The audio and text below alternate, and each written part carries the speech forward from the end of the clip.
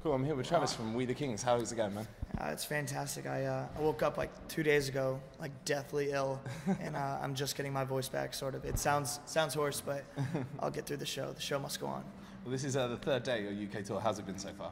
It's been fantastic. This is the third sold-out show, and we're doing 6 shows in England and Scotland too, before we head over to the mainland Europe, and it's a really good kind of warm-up. It's to have this many people that come out to shows that support the music, especially with such crap weather. Well, actually today was nice, but we had snow yesterday and rain the day before. So to have people come out and supporting music when it is crappy outside is really, really nice. It makes us feel like we're welcomed and at home. Definitely, and you guys are from Florida, and I think that sort of really reflects in your music. It's kind of sun-drenched and really kind of happy. Do you think that's something that is people in the UK like and people take to, because it's not what we have when you look outside? Maybe I guess that would be a question for you, but but I hope that the biggest thing that people grab from our music is like that it's like there is a light at the end of the tunnel. Like kind of like it's not gonna be this way forever. Like you're gonna have incredible days, you're gonna have horrible days, and then you're gonna have everywhere in between. But we try to music. I want it to be like the escape for everybody. Like with whatever it is, whether it's the weather that we're from, like that type of thing, or life in general. I want it to be an escape for people, just to be like, I'm listening to music, I feel invincible type thing. Because I think it's one of the only things in this world that's not fucked up yet, and it's nice to have that. Well, definitely, and that's amazing to hear. And we were actually lucky enough to catch you this year at the Warped Tour. Oh, nice. In Scranton, Pennsylvania. Cool. Which was raining and lightning. And which was awful. If I remember correctly. How do you think the sort of crowds differ? Because everyone says there's loads of different types of crowd in the UK alone, but you've had huge record sales in the US, and you're not as big a name as you are over here, I suppose. Right. Do you like coming to the places that maybe you don't have the huge fan base, but as you can see, there are kids queuing right now and have been for the last couple of hours, It's nice, and I want to chalk it up to, we in the States we've been able to play.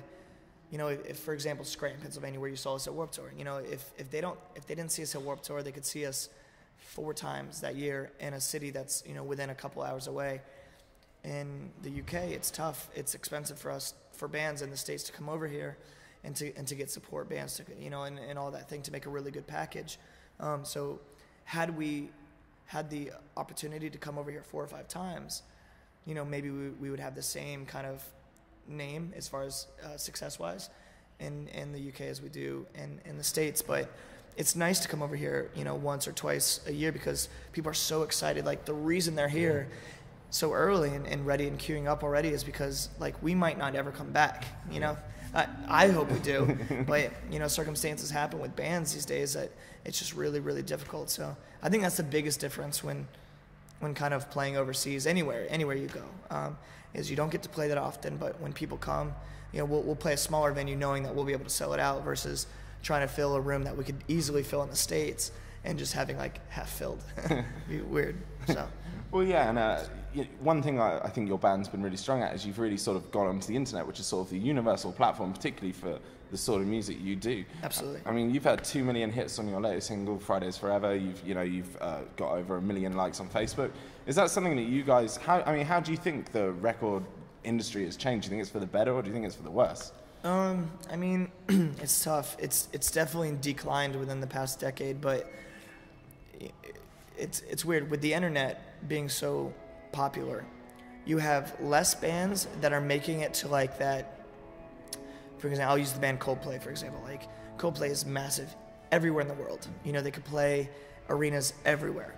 It's very difficult for a band to get to that level because there's so much music out there. There's so many, if we put out a record and it takes us 2 years to release another record, our fans are already listening to 100 other bands, so it's harder for bands to keep that focus. Whereas, a decade ago or even, 20 years ago, there was only like, maybe 100 bands that were huge, and now there's like, still that 100 bands that are huge, and it's hard for anybody else to get into that league of bands. So it makes it difficult, but the internet is great for bands. It's great for young bands to find out.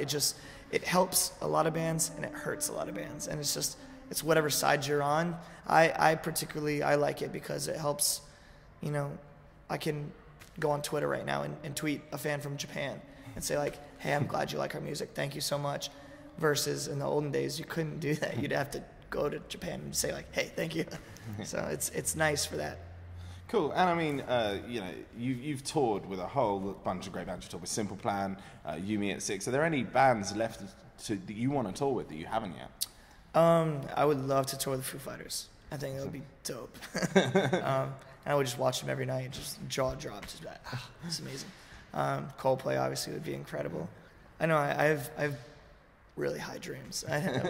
We'll see. But there's a ton of bands that we've had the pleasure of touring with, even bands that have opened for us that are incredible bands that deserve that spotlight. But it takes a lot of work, a lot of blood, sweat, and tears to get to this point. It's not an overnight success, and if it is, you'll be gone in another night. Like, the quicker you rise, the quicker you fall, and that's how it is in life. But we've been doing this for so long that we hope to continue to rise and continue to put out records for our fans who have been there for us.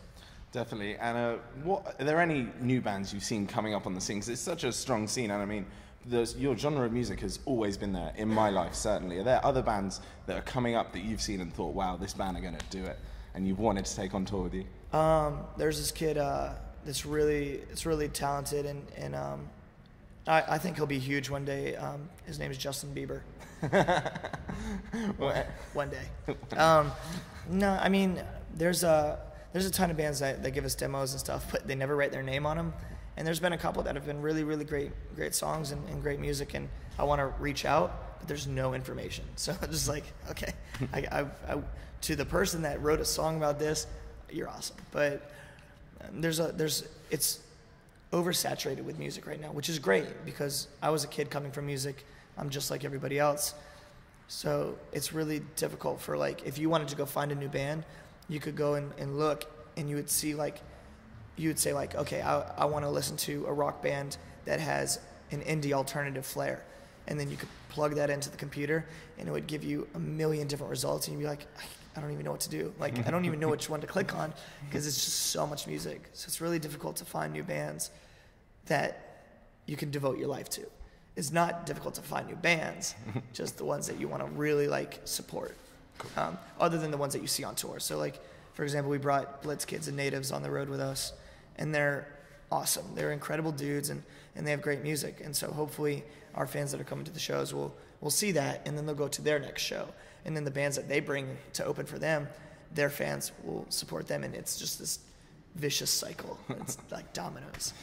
Awesome. Well, what can we expect over the next year for We the Kings? New album?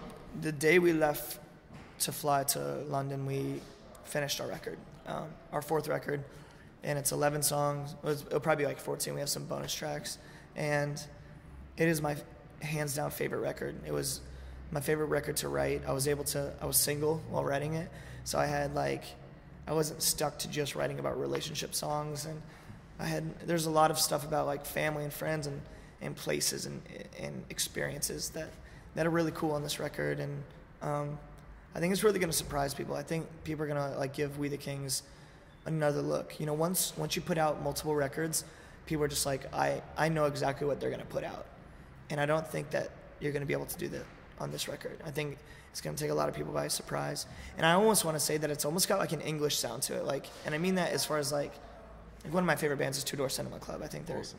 Sick. Swedish House Mafia is another band that's, like, or Art DJ, whatever, that I think is really great. But there are some songs on the record that kind of, like, resemble that a little bit in a We the Kings fashion. So I think it's going to catch a lot of people by surprise in a good way, and I hope, at least. We'll see. Well, great. And anyway, we like to end our interviews by saying, if you could pick one song to our listeners who haven't heard We the Kings before to sum up your sound, what song would that be and why?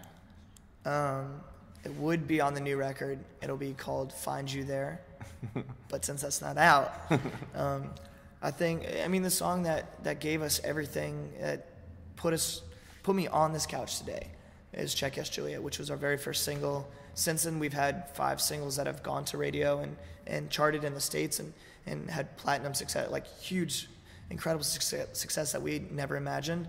So I would either say Check Yes Juliet or something that gives you like the summer vibe that we were talking about, the sunshine vibe, would be Say You Like Me. One of those two songs, and hopefully they'll enjoy. Awesome. Well, Travis, thank you so much for your time. Man. Thank you. I'll see you tonight. See you.